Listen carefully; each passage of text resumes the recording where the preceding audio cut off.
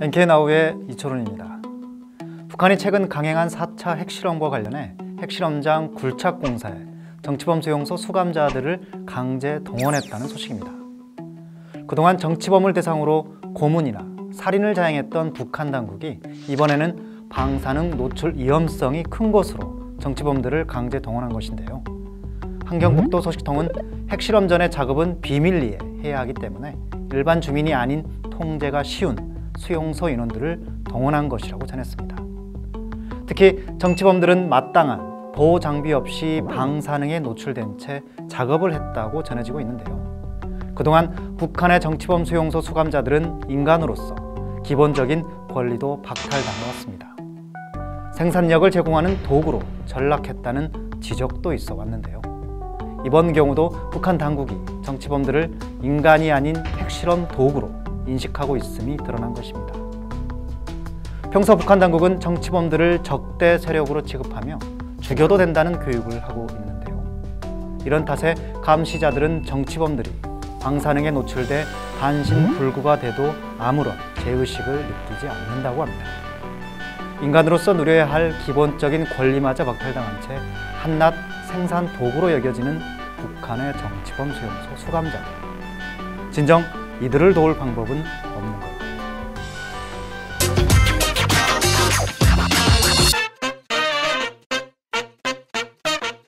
최근 한파로 인해 각종 동파 사고는 물론이며 제주공항에서는 이용객들이 불시에 노숙자 신세가 되는 등 많은 피해를 입었죠. 북한도 한파 피해가 큰 것으로 전해지고 있습니다.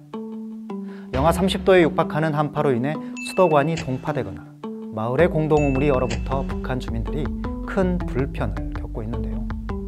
땅속 1m 깊이에 설치된 수도관을 녹이려면 땅을 파내야 하지만 주민들이 가진 삽과 곡괭이로는 전혀 진척이 없습니다.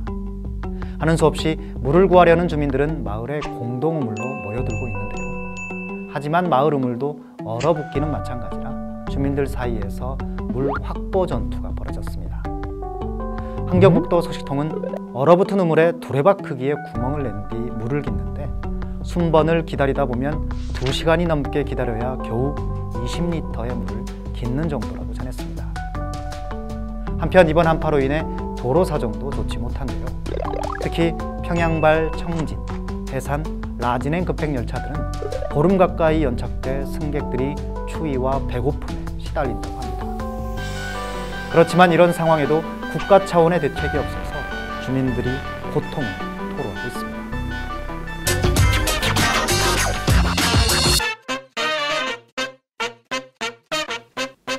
중국 정부가 북한 당국에게 북중 국경지역에서 방해 전파를 쏘지 말아달라는 요청을 한 바 있는데요.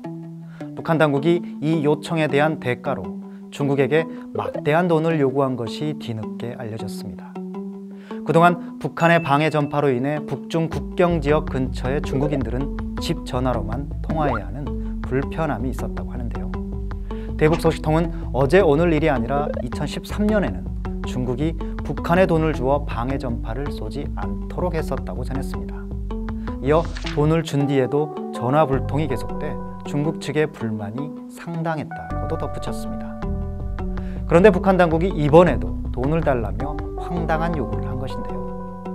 이에 중국은 방해 전파에 영향을 받지 않는 기지국을 아예 건설할 계획이라고 합니다. 이 기지국이 만들어지면 중국 휴대폰으로도 북한 내에서 비교적 자유롭게 통화를 할 수 있게 되는데요. 내부 정보 유출에 민감한 북한에게는 매우 곤란한 일이 돼버렸습니다. 지금까지 NK나우의 이철훈이었습니다.